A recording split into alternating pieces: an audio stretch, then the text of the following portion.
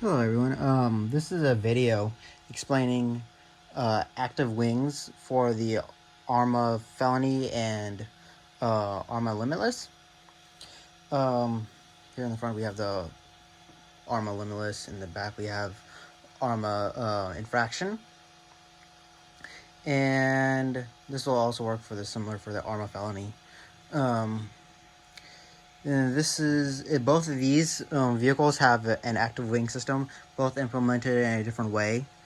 Here I can give you, here's a better look of how it is arranged. It's set up when you purchase like a active wing system or make your own.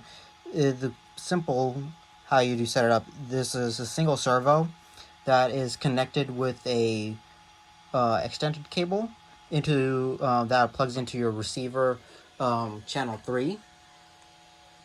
Both of these are plugged into receiver channel 3, except for this one. The infraction is set up with a Y splitter cable, and is split between the handbrake and and the servo in the back. Same servo. Both of these are both using the a cheap 35 kg servo that's can be purchased from Amazon.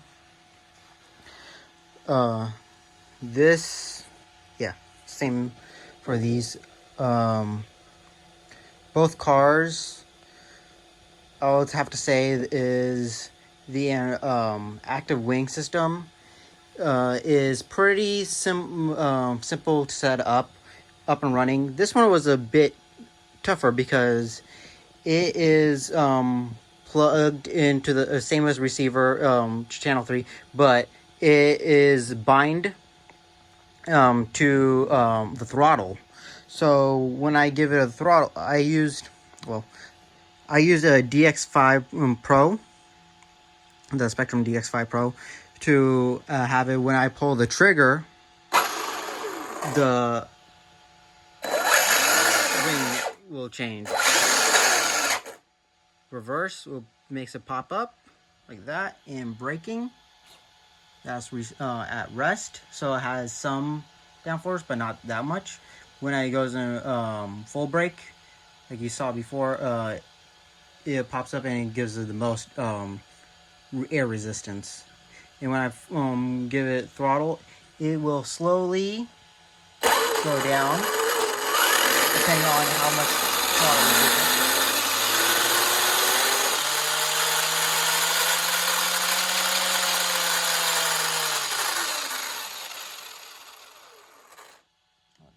So you can see.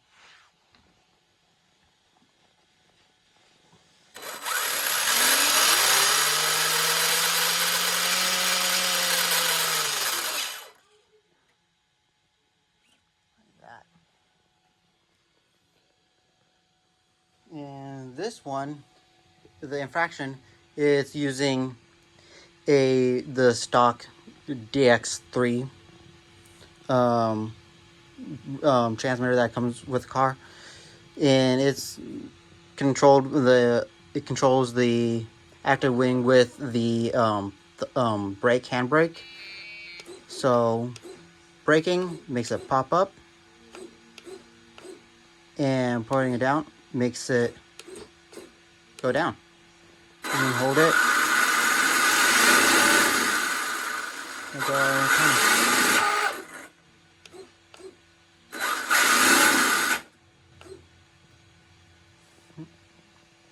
Yep, that's for both of these.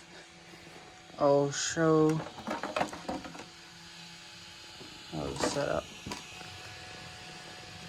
Servo in here, connected wires here. No splitter. This one cable is just for lights, and I hooked it up. While this one right here, you can see connected to the body down the Y splitter cable into the receiver. That is all. So you may want to be curious, does the active wing actually make a difference in the performance of the car? The active wing really at low speeds does not make any difference, nothing noticeable. Anything 60 and below, you are not going to feel the difference of the change in aerodynamics of the wing. If you're doing speeds above 100 miles per hour and you need to reduce air resistance and have your wing down, that both of these active wings, you can really feel the difference at like high speeds, even up like 80 miles per hour.